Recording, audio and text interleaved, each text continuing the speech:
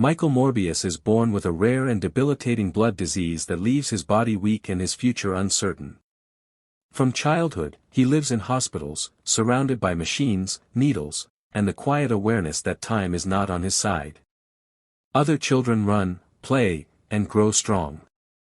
Michael grows fragile, dependent on artificial blood transfusions just to survive. Yet his mind is sharp, curious, and driven by a deep need to understand what is happening inside his own body. At a young age, Michael meets Milo, another boy suffering from the same disease. Milo is rich, angry, and reckless, but beneath his arrogance lies the same fear Michael carries. Their bond forms quickly. They are brothers in suffering, united by pain and the knowledge that their lives may be short. Michael promises Milo that one day, he will cure them both. It is not just hope. It becomes a mission. Years pass. Michael grows into one of the most brilliant minds in medical science. He wins awards, publishes groundbreaking research, and earns global recognition for his work on artificial blood. Despite his success, he refuses fame and luxury. He continues to live like a patient, tethered to machines, his body still failing him. Every breakthrough feels incomplete because it does not cure him. Milo, now an adult, lives surrounded by wealth and indulgence. He uses his money to fund Michael's research, but frustration eats away at him. While Michael focuses on ethics and safety, Milo grows impatient. He wants results, not caution. He wants power over the disease that has controlled his life. Michael's research leads him to an unorthodox idea. In a remote region, he discovers a species of vampire bats whose blood contains unique properties. These creatures survive on blood yet possess incredible regenerative abilities. Michael theorizes that combining human DNA with bat DNA could create a cure. The idea is dangerous, illegal, and untested. No ethics board would approve it. But Michael is running out. The world outside continues unaware of the events that transformed Michael Morbius. He hides in abandoned laboratories, high-rise apartments, and empty streets at night, testing the limits of his new abilities. He can leap incredible distances, move faster than a car, and sense life around him with uncanny precision. But each test reminds him of the hunger he cannot ignore. The synthetic blood works, but only for a few hours. The longer he waits, the more the craving grows. He begins to understand that his existence has become a delicate balance between control and savagery. Milo, meanwhile, is no longer patient. He has embraced the power the transformation offers, but he is reckless. He hunts the streets for victims, feeding freely and growing stronger. Unlike Michael, Milo sees the thirst not as a curse but as liberation.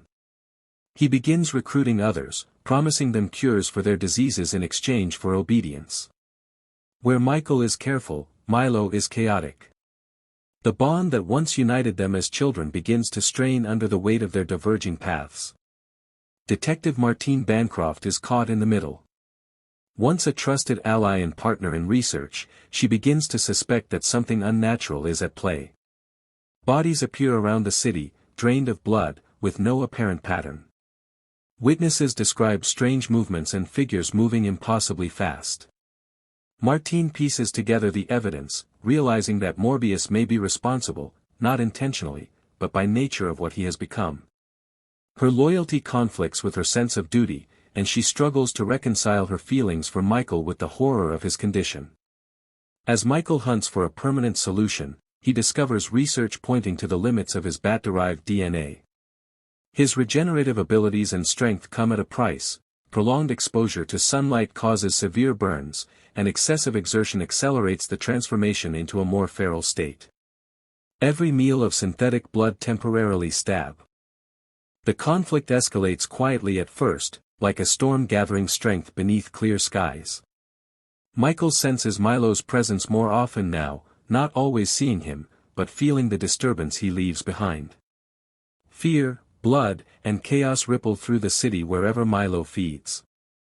Each time Michael arrives too late, another part of him hardens. The line he swore never to cross begins to blur. Martine grows closer to the truth. She notices changes in Michael that go beyond exhaustion or stress. His eyes linger too long on open wounds. His heartbeat shifts unnaturally when emotions rise. When she confronts him, Michael finally reveals everything. He tells her about the serum, the bats, the hunger, and the deaths he cannot erase from his memory. Martine listens in silence, torn between horror and compassion. She sees the monster, but she also sees the man still fighting inside it. Their conversation is interrupted when Milo attacks again, this time deliberately drawing Michael out. The clash is violent and public. They crash through buildings, shattering glass and concrete. Milo taunts Michael, accusing him of hypocrisy. He reminds him that they were both dying, both desperate, and both saved by the same curse. The only difference, Milo insists, is that he accepted the truth of what they are. Michael restrains himself, even as Milo feeds in front of him. The effort nearly breaks him.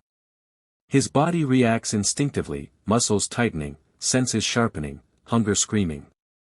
He manages to drive Milo away, but not without consequence. Witnesses see too much. Authorities can no longer dismiss the events as coincidence. As pressure builds, a task force begins hunting the source of the killings. They are not prepared for what they are facing. Conventional weapons fail. Surveillance footage captures shadows moving faster than cameras can track. The city begins to whisper about demons and vampires, half joking, half afraid. Milo grows bolder. He stops hiding. He embraces the night as. The aftermath of the final battle leaves scars that cannot be erased. Buildings are damaged, streets are torn apart, and questions linger without clear answers.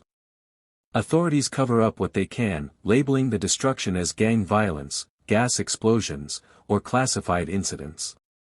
The truth is too disturbing, too impossible for the public to accept. The city moves on, unaware of how close it came to being consumed by darkness. Michael Morbius watches from a distance as life returns to its usual rhythm. Sirens fade. News cycles change. People laugh, argue, and fall in love, never knowing a creature like him walks among them. He feels relief, but it is heavy and incomplete. Milo is gone, but the cost of stopping him weighs on Michael's soul. The victory feels hollow, marked by loss rather than peace. Martine survives, but she is changed as well.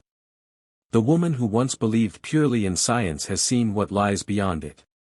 She understands now that some discoveries cannot be undone, only managed.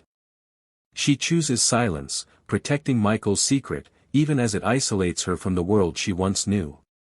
Their bond remains, but it is strained by what Michael has become. Love, fear, and distance exist side by side. Michael continues his research, not in search of a cure anymore, but in search of control. He documents his condition, tracking patterns, limits, and triggers. He studies how long he can go without feeding, how much strength he can use without losing himself, and how close he can come to the edge without falling over it. His life becomes a constant experiment, with his own soul as the subject. The hunger never leaves. It whispers when he is alone, when he is weak, when blood is near. Some nights are harder than others. There are moments when the monster nearly wins, when instinct threatens to overpower conscience. But Michael remembers Milo. He remembers what surrender looks like. That memory becomes his anchor. He chooses a path of isolation, moving from city to city.